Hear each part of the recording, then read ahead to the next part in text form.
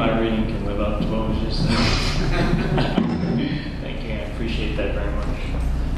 I thought I'd read a poem about, up to a time where I hadn't written for a while, and then I came back to it. And this is what came out of it. It's called Poetry and the Gongs of Time. Poetry and the Gongs of Time. The return to poetry happened the way scuffling feet happens in a commercial foyer or a school gymnasium. A commotion of squeaky rain-drenched heels. It happened the same way it must happen to wandering space travelers. At the moment that they sense that the amount of space entered into is equal to the amount of space entered in between. Today, there are hands of light reaching out at different corners of this world, made of many, many corners. Reaching out from irrational roots, bending like sideways L's, continuing to reproduce the oblong sounds of quivering tuning forks.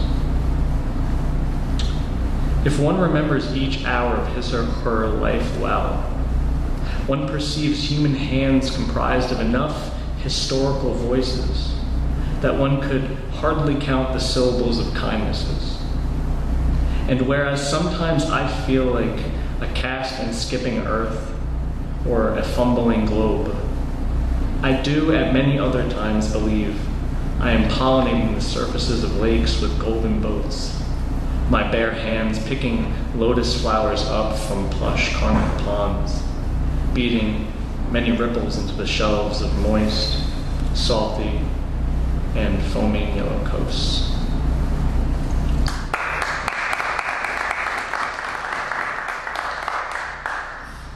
I don't know if anyone here has ever read Epictetus, but there's a really nice verse somewhere in there. I can't remember if it's the beginning or the middle of the end, but it has to do with this notion of being captained and being led, and how if you do hop off the ship, he says, I'm not quoting, if you do hop off this metaphorical ship, he goes, grab a scuttlefish and grab a few things on the shore, but make sure you return when the captain calls.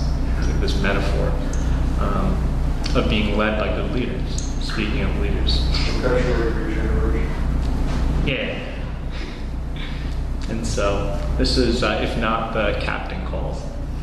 If not the captain calls. Wipers swing like batons. Winds batter the doors. Rains build elongated mountains on a curving window charted in Riemannian space. What century is this? What time is it now? When are you, dear reader? What is this obsession with death and time? Here now, the call is coming. Above the braided trees, out atop the red and orange hills. What obsession is this that comes to us? What voice drifts through the trees like a dripping faucet into the leery mind? The mystery of time calls. The death knell of the self. A possibility perhaps that the many blisses of my life have been in fact like many truth-sayers all along. How sad a sentence. How boundless a shamelessness.